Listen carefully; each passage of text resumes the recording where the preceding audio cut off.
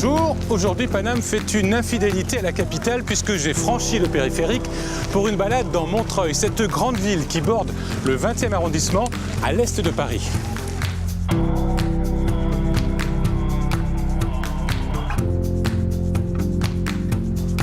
Cette ville, populaire jusque dans les années 2000, est un nouveau territoire de conquête pour les artistes, les intermittents du spectacle et toute une nouvelle génération d'artisans.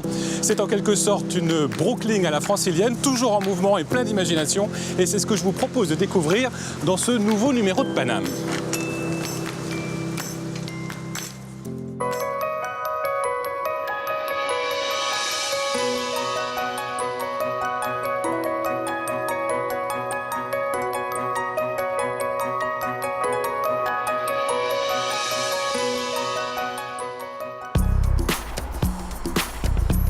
Au sommaire de ce numéro spécial hors les murs à Montreuil, le prolifique Jérôme Ménager promène ses pinceaux et son homme blanc sur les murs du monde entier depuis 35 ans. Il y en a combien en tout comme ça? 5695. Le Méliès, un cinéma communal qui rend bien sûr hommage aux grands cinéastes, mais qui permet surtout à tous les Montreuillois d'accéder aux salles obscures. C'est toujours le plus grand cinéma d'art et essai d'Europe, c'est ça, public. Perdu dans les Hauts de Montreuil, Frédéric Gersal ne résiste pas à l'appel de pêcher. Visite des fameux murs à pêche, un site incontournable et bien sûr historique. Ce qui est unique au monde, il n'y a qu'à Montreuil que l'on trouve cela. Pour laver les petits bobos, rien de tel qu'un savon made in Montreuil. Une recette bien particulière, créée de toutes pièces par Fabien Méaudre, le seul et l'unique savonnier de la ville. Je fais un savon à la bière qui s'appelle le savon Fraternité parce qu'on est rue de la Fraternité. Mais tout de suite, Yvan est invité à un pot d'accueil par Linda. Cette dénicheuse de talents locaux a créé les Tata Flingueuses, un café-boutique dans la rue la plus fréquentée de la ville et sur les ruines d'un salon de toilettage pour chiens. Un lieu qui vaut forcément le détour. Salut Linda. Salut Yvan, ça va va? Tiens, regarde, prends ça tout de suite. Qu'est-ce que c'est? Eh ben, c'est le cocktail des tatas. Wow. Gingembre hibiscus, tu vas voir, ça va te revigorer. Tu vas me dire ce que t'en penses. C'est puissant. Ah ouais, carrément, hein. Le gingembre, ça Ouais, va. on le sent bien là. Absolument. L'hibiscus, c'est beaucoup plus doux. Et la petite pointe de citron pour le côté dynamique. C'est la tradition quand on arrive chez toi? Absolument.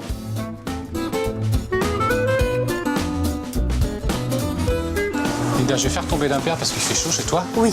Quand j'étais petit, dans mon village, il y avait une boutique chez Monsieur et Madame Durand. Elle ressemblait à ça, c'est une épicerie. On venait chaque été acheter des thons, tu sais, pour le début de petites l'été. méduses. C'était coloré comme ici. C'est super ce que tu dis parce que moi, quand j'ai monté les Tata Flingueuses, c'est parce que j'avais une tante dans le village où j'habitais qui avait un café-épicerie. ça Et mon idée, elle est venue de là, au Portugal. C'était un lieu de vie en fait et j'ai voulu retranscrire ce lieu de vie à Montreuil.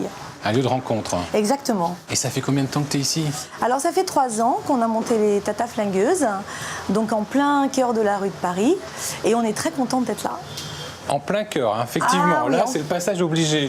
On va aller sur la rue parce que j'adore. C'est le ventre de la ville, donc ça part de la porte de Montreuil jusqu'à la Croix de Chavaux et c'est un passage obligatoire. Donc tu t'es pas trompé d'endroit, toi. Tu t'es Non. mis ici parce que tu voulais absolument qu'on passe devant chez toi. Oui, absolument. Non, et puis c'est quand même emblématique cette rue. Elle est joyeuse, elle est animée, elle est un petit peu bordélique, mais c'est quand même Montreuil. C'est un peu la continuité du 20e, Montreuil, non? Absolument, absolument, Yvan. C'est-à-dire que Montreuil, c'est la suite de Paris. C'est-à-dire que il y avait déjà les puces de Montreuil qui, pendant des années, ont fait ce lien entre le 20e et Montreuil, mais on s'aventurait pas trop, tu vois. À l'époque, on allait aux puces de Montreuil, on retournait dans Paris, on achetait nos petites fringues sympas. Aujourd'hui, je pense que ces puces sont un peu emblématiques. On fait du lien avec Montreuil. Qu'est-ce qu'on vend chez toi? Aïe, aïe, aïe. Tu me montres?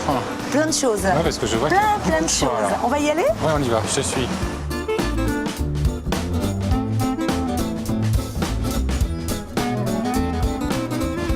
C'est très très coloré chez toi. C'est très coloré. C'est la ouais. base, ça. Hein. Ouais, c'est la base. On a beaucoup de créateurs, donc des maisons d'édition, un petit peu de déco. Par exemple, ça, c'est une artiste montreuilloise, tu vois, une illustratrice qui nous a fait une jolie collection de mugs. On a des bijoux, des très jolis bijoux, création locale. Il y a beaucoup de talent dans la ville. C'est une ville artistique, Montreuil. Mais il y a aussi beaucoup d'artisans, beaucoup de créations, des bijoutières, des gens qui font du savon, des gens qui font de la bière, des gens qui font des biscuits. Tout ça, ça a été une volonté vraiment de les mettre en scène. J'ai essayé de concentrer dans un petit lieu toute cette production locale qui est quand même extraordinaire. Tu l'as mis en avant comment, cette Alors, je production? fais des expositions, je fais un marché de créateurs tous les ans et j'ai surtout créé une super Montreuil Box. Qu'est-ce que c'est que ça? Ah ah! Tu me montres? Je vous montre. Donc c'est donc ça, la Montreuil Box. Oui, Qu'est-ce qu'on trouve dedans alors? donc de la bière, on a de la confiture, du savon, du café, de la musique. Et ça, ce savon, je sais qui le fait. C'est Fabien. Ah, c'est pas vrai. Et si, je vais aller le voir. Ah, c'est génial, Après. très bien. Après t'avoir rencontré. Johnny Montreuil, qui c'est ça, Johnny Montreuil? Un artiste local. Je t'avais C'est dit vrai qu'on était dans le local. Hein. Johnny Montreuil. Super, hein, super Johnny Et on peut Montreuil. écouter Est-ce que Johnny tu Montreuil? connais? Mais non, pas du tout. Ah, bah, je vais te J'ai faire très écouter. envie. Attends, c'est génial. Ça va Avec rocker. une Hein. belle 504. Absolument. tout ça, c'est vintage, hein, Ah, vraiment, tout ça, c'est c'est vintage. Je te fais écouter? Mais oui, fais-moi Allez, écouter. je te fais écouter Johnny Montreuil. J'ai enfilé deux pulls en laine, mes gants usés, ma veste en cuir. Et maintenant, direction rue de la Fraternité. Avec son riche passé industriel, Montreuil est donc le terrain de jeu idéal pour tous ceux qui aiment faire, fabriquer, créer. C'est dans une ancienne imprimerie que Fabien Méaudre, alchimiste savonnier, va montrer à Yvan les trucs et astuces d'une cuisine bien à lui.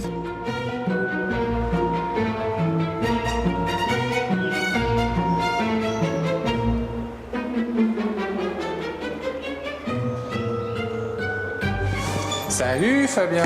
Salut, Regarde, Yvan. je suis un peu tablier. Je suis Magnifique. prêt. Qu'est-ce qu'on mange ce midi? Du beurre de cacao. Ça sent bon. Ça rentre dans la recette du savon, ça. Voilà, du savon Milori. Je te propose de faire un savon de Montreuil. C'est le savon Milori et avec du beurre de cacao cru de chez Frédéric Mar, le chocolatier de Montreuil. Donc ça, ce sont les huiles végétales. Alors c'est les huiles de base qui vont être saponifiées pour créer le savon. Et une fois qu'on va avoir en fait un peu la pâte à savon, on va rajouter le surgras. Donc là, on va utiliser ce beurre de cacao qui sera fondu. Et ça, c'est quoi alors? Et ça, c'est la lessive de soude. Donc on a besoin de la soude en fait pour saponifier les huiles et pour créer le savon. Ça, c'est la base du savon, la soude. Hein. Voilà, c'est ça. L'huile végétale, le corps gras plus la soude diluée dans un liquide. Et là, il faut pas mettre les doigts dedans. Surtout pas, non. C'est super dangereux. Ouais. Tu vas te brûler. Alors, on y va? On a fait cette recette?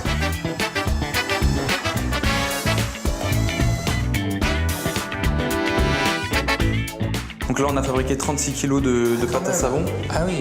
Et ces 36 kg nous donneront à peu près 330 savons en fait. Et tu fais ça 3 200 fois par grammes. jour? À peu près. 2 fois par jour, ouais. Je peux faire ça 2 fois par jour. Donc après, il faut combien de temps pour que ça durcisse complètement? On va laisser ça pendant 48 heures. En fait, il va y avoir une remontée en température. Après cette remontée en température, en fait, le savon va se solidifier définitivement en fait. Qui a inventé ce procédé à froid là? C'est une méthode qui est utilisée depuis très longtemps en fait. Qui est l'autre méthode. Voilà, soit il y a la méthode marseillaise qui est la méthode conventionnelle qu'on retrouve partout dans le monde où le savon d'Alep suit la méthode marseillaise et après il y a cette méthode à froid. Sur la méthode marseillaise, on peut fabriquer en très très grosse quantité. Là, on est sur un mode industriel. Là, on est sur un mode totalement artisanal. Donc, mais au final, on n'a pas, au bout du compte, on n'a pas quand même le même produit en fait. Là, on a un produit plus qualitatif.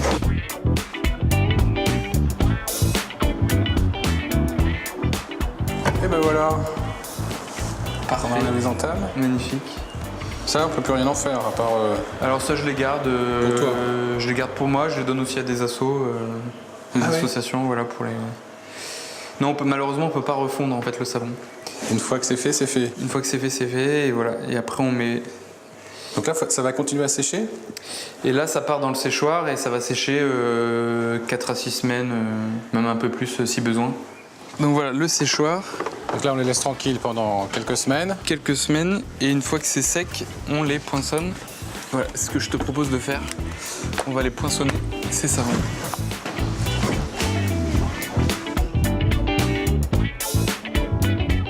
Et au milieu, Là, sur et les centré. Moi. Ouais. Parfait. C'est sympa de le faire dans la cour là, parce qu'on t'es pas tout seul ici. Non, on est 5 entreprises, dont une brasserie. Qu'est-ce que tu fais avec les brasseurs? Je fais un savon à la bière qui s'appelle le savon Fraternité parce qu'on est rue de la Fraternité. Estampillé Montreuil. Oui, 100%. Il y a un savoir-faire particulier ici? Un petit peu, oui, c'est un peu les néo-artisans. On revient à Montreuil parce que au début du siècle, c'était vraiment une ville industrielle. En fait, il y avait énormément de manufactures et d'artisans. Voilà, tout le monde est parti, et on revient en fait ici sur place parce qu'il y a des locaux qui sont adaptés à ce type d'activité en fait. Avec beaucoup de produits qui viennent d'ici. Donc là, on a le savon Milori qu'on a fabriqué. Voilà, qu'on a fabriqué tout à l'heure avec le beurre de cacao de Frédéric Marr. Ça. Le savon de Montreuil, donc c'est le savon à la bière avec les voisins. Ouais. Le savon Fraternité. Et le dernier savon, c'est le savon Bamako avec du beurre de karité du Mali. Bamako, évidemment. Pour le petit clin d'œil à la communauté malienne. Ouais, c'est la deuxième ville malienne après Bamako, par exemple. Oui. C'est la première ville malienne de France. Bah, écoute, merci pour cette découverte. Je t'en prie, c'était génial. Sympa. À bientôt. Oui. Multiculturelle, urbaine, industrielle, oui, mais Montreuil ne cache pas seulement des bouts d'ateliers ou d'usines au fond des cours d'immeubles. Plus loin, dans les hauts de la ville, des murs gardent aussi jalousement les restes de l'un des plus grands vergers d'Île-de-France. Visite de ce lieu historique avec Frédéric Gersal.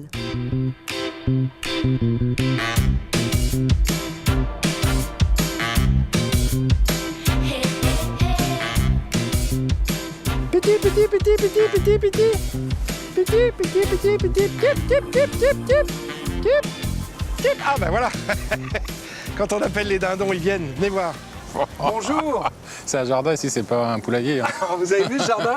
Extraordinaire. Oui, le Jardin de la Lune. C'est une association qui a repris des terrains ancestraux, puisque à Montreuil, il y a ce qu'on appelle les murs à pêche. Oui. En fait, ce sont des murs le long desquels on fait pousser des pêchers, qui donnent des pêches absolument extraordinaires. Là, je vais vous montrer des pêches, et puis surtout des pêches qui poussent le long des murs, dans ce qu'on appelle les murs à pêche. Et là, vous allez voir comme elles sont pleines de poils. Un peu comme vous. Vous allez voir. Allez, avancez. Allez.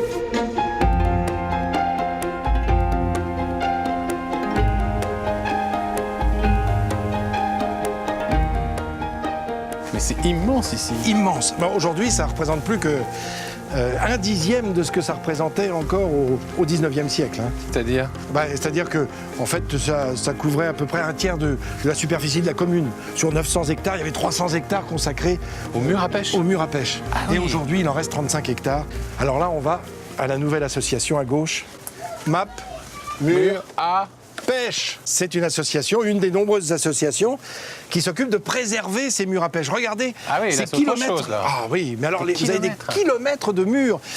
Au XVIIe, XVIIIe siècle, il y avait plus de 600 kilomètres de murs. Oh, les belles pêches. Ah ben voilà, vous avez tout compris. Ah, sur le mur, on peut les manger? Non, on ne touche à rien. Enfin, écoutez, il faut respecter quand même. Mur, c'est ça. Vous l'avez là devant Oui, vous. ça, c'est le un mur, oui. Quel est l'intérêt? Le soleil vient taper dans la journée. Le plâtre conserve le soleil.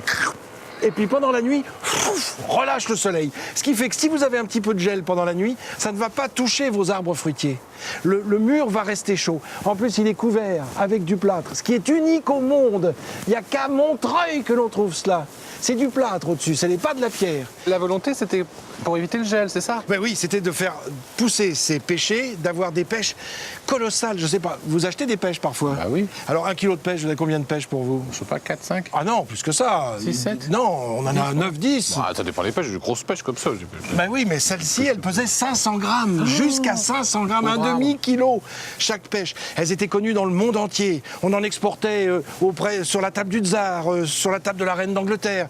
Et ça veut dire qu'au 18e, c'était vraiment un fruit précieux. la Ah, pêche. très précieux. Ça avait une durée de vie assez courte, donc il ne fallait pas les conserver trop longtemps et que ça parte tout de suite sur les tables princières ou de ceux qui voulaient en profiter.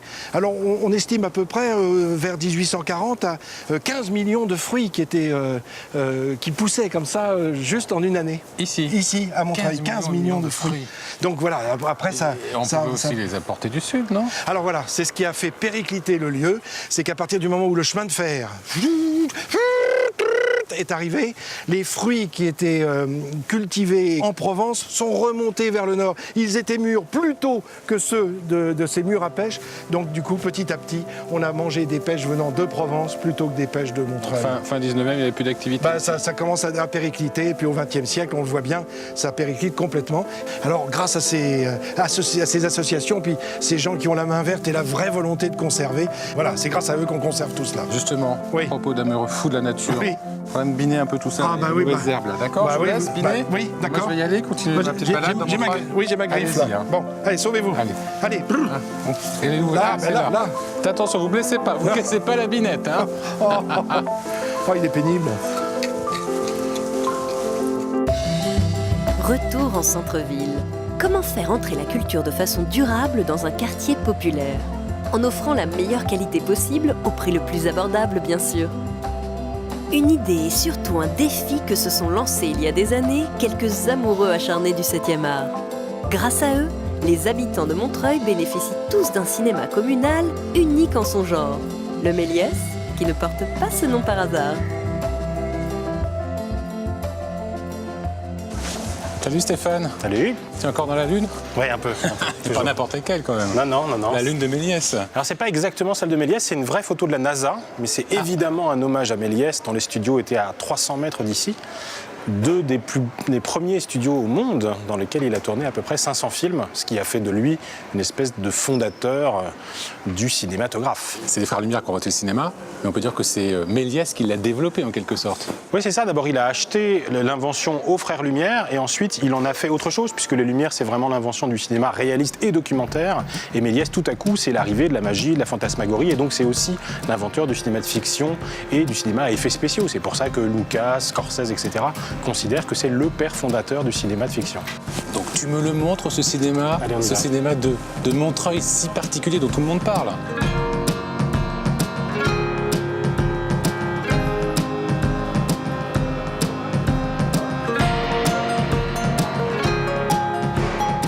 Ah oui, c'est un bel espace.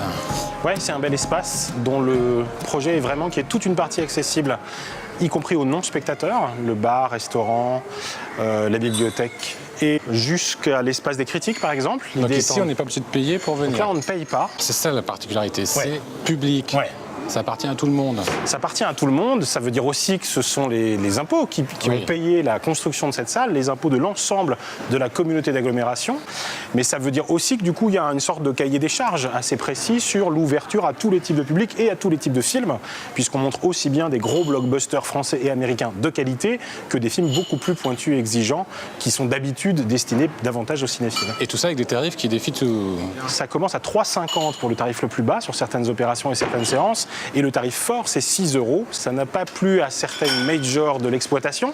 Donc à de grands circuits qui tout à coup disaient mais c'est pas normal, les spectateurs ne payent pas assez cher à Montreuil, etc. Et là, c'est vraiment la lutte qui a permis d'imposer et ce projet et ces tarifs-là. Là, il y a eu une très forte mobilisation des spectateurs. Ils sont 20 000 à avoir signé une pétition en disant on veut ce projet, on veut ce cinéma, on veut ces tarifs. Et il y a 160 cinéastes du monde entier, dont 16 palmes d'or, qui ont défendu le projet, ont lutté contre le recours, qui finalement a été abandonné, ce qui a permis à celui d'exister. Et c'est vrai, c'est toujours le plus grand cinéma d'art et essai d'Europe, c'est ça? Public.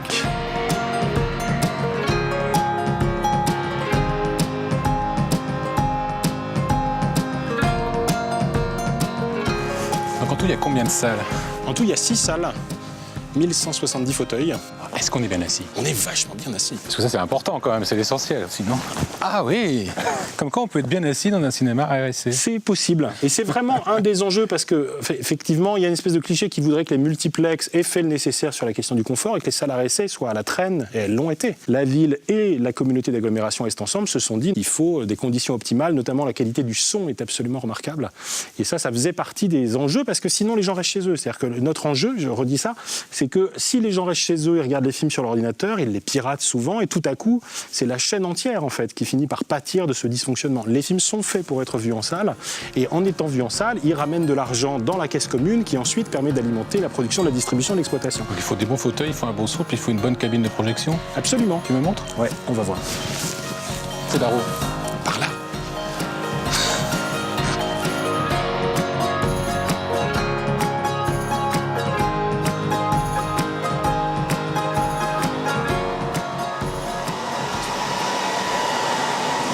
Il y a toujours un côté magique dans une cabine de projection. Qu'est-ce qu'on projette là? Là, on projette Le Grand Méchant Renard de Benjamin Renner. Donc, c'est une séance pour enfants.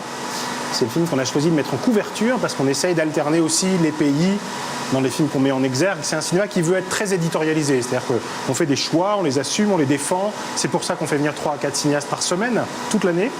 Et c'est aussi pour ça qu'on hiérarchise avec des films qu'on prend plus tard et puis des films qu'on prend en sortie nationale et qu'on passe plus longtemps pour faire en sorte de créer du bouche à oreille, ce qui reste un des vrais problèmes des cinémas aujourd'hui. La rotation des films s'est accélérée, les films restent 1 à 2 semaines en salle et donc il faut faire l'effort de les montrer 3, 4, 5, 8 semaines pour faire en sorte que le bouche à oreille ait le temps de s'installer. Merci Stéphane. Vraiment, merci pour cette visite, cette découverte. Il faut vraiment venir au Méliès. Il faut venir au Méliès, ça c'est sûr. Je te laisse. Merci beaucoup. Merci. Ciao. Ciao.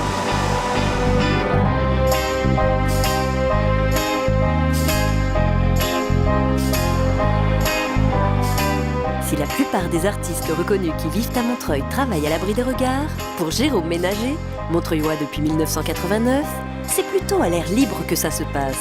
Son atelier, tout comme son œuvre, s'étend très naturellement dans toutes les rues du quartier. Salut Jérôme. Bonjour, ça va bien? Et toi? Ouais, super. Alors, plein de Ouais. plus sur les murs de Montreuil. Eh ben, il faut continuer. Hein. Il y en a combien en tout comme ça? 5695. Faut que tu me racontes ta rencontre avec ce personnage. Bah, le premier bonhomme, je l'ai pas le 16 janvier 1983. Il était 12h30 et c'était le mur de la petite ceinture rue Béliard. Ça fait 35 ans. Ouais. Que tu es avec ce personnage. Oui. Ouais, j'ai fait les bonhommes blancs comme ça, j'en mettais plusieurs. C'était un très grand mur. Hein. Et pourquoi ce personnage? Raconte-moi. C'est la vie, c'est le bonhomme qui court. C'est parce que l'important, c'est le mouvement. Et qui dit mouvement, dit l'expression du corps humain. Il est fini notre bonhomme ou pas? Ouais, on peut arrêter là, ouais, fini c'est bon. Je remets un petit oiseau si vous voulez. ouais, un petit oiseau, ouais. J'aime bien les petits oiseaux. Ouais, mais je prends quand même le haut. Allez, on va à Et tu l'atelier, signes viens. pas, toi? Je t'invite. Tu signes pas, c'est pas la peine. Bah non, c'est ma signature déjà.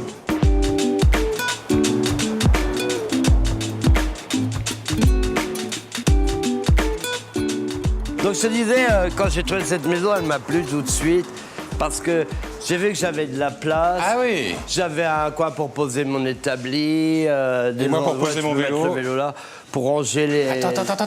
Mais c'est quoi ça là? Alors ça, c'est un tableau de 89 que j'ai ramené. J'avais fait rue Hélène dans mon premier atelier. Mais il y a plus étonnant que ça. Si tu déboîtes un petit peu les planches, tu as derrière une interprétation d'après République. Delacroix. Ah oui. Je peux interpréter aussi, là c'était une invention, là c'est une interprétation de tableau classique. Donc voilà, j'ai mis le mouvement, j'ai mis des coups de pinceau. Donc, là c'est ma partie bois, donc je travaille sur le bois. Maintenant, si ça vous intéresse, il y a la partie toile. Alors venez voir, viens voir. Alors voilà l'atelier. Quand je l'ai visité, j'ai dit, là, je vais pouvoir travailler. Ouais. Il y a des tableaux plus récents, il y a des tableaux plus anciens. Mais ce qui est intéressant, c'est que dès que j'ai pu mettre une table de ping-pong ici, j'ai eu l'idée de mettre les albums photos que les gens venaient voir de partout, Là, ce sont tous tes travaux. Ah ben du monde entier, les gens veulent voir les albums photos. Donc ça commence là. Ouais, 83, 87. Ça, C'est les les premiers. premiers, ouais. Les bonhommes, ils sont plus dodus là. Ils sont comme ils sont. Hein, ouais, oh. Et ça continue. Eh bien, il y a tous les voyages, il y a le monde entier. Là, tu es en pleine Afrique, voilà, là, tu es dans l'Afrique noire, il y a le Japon, il y a la Chine. Si je visite Montreuil, que je te connais pas, je peux te sonner à ta Si porte. la grande porte en bois est ouverte, c'est que j'y suis. C'est que tu y es, et ça, Ouais, c'est quand il y a ouvert. la baie vitrée dégagée, vous pouvez entrer. Et comment t'expliques qu'il y ait beaucoup d'artistes ici, Parce à qu'on trouve Montreuil? des lieux assez grands, et puis ça fait une suite à la pénurie de places parisiennes, hein, tout simplement. Toi, tu peins où? Ici ou ça? Ouais, c'est là où il y a le plus de tâches. C'est là. Mais C'est j'appelle là. nettoyer. C'est là que Mais ça se passe. Régulièrement, je repeins le sol en blanc pour faire plus lumineux. Et puis, des fois, je peins dans le jardin quand il fait beau. Ah, il y a le jardin au sud. Alors, viens, on va voir le jardin. Ouais, c'est une bonne idée, ça.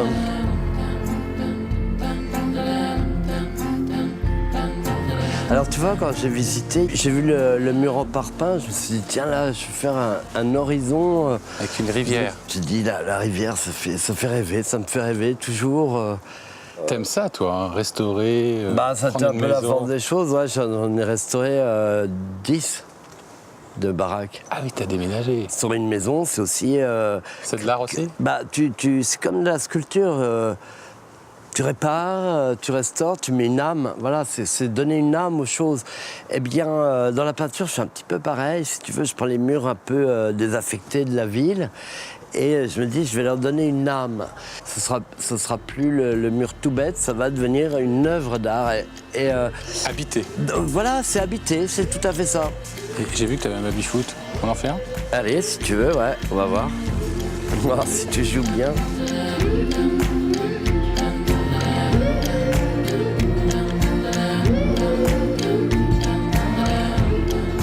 Ouais.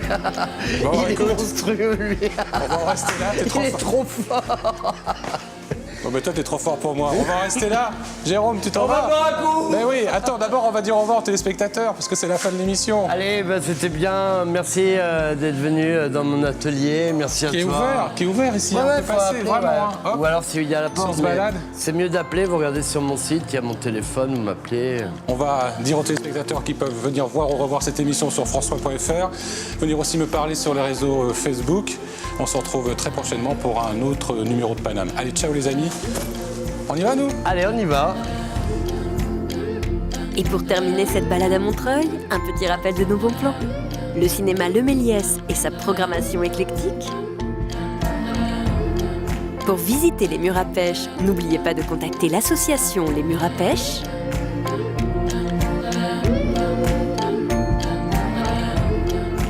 Et enfin, la boutique la plus tendance de Montreuil, les Tata Flingueuses.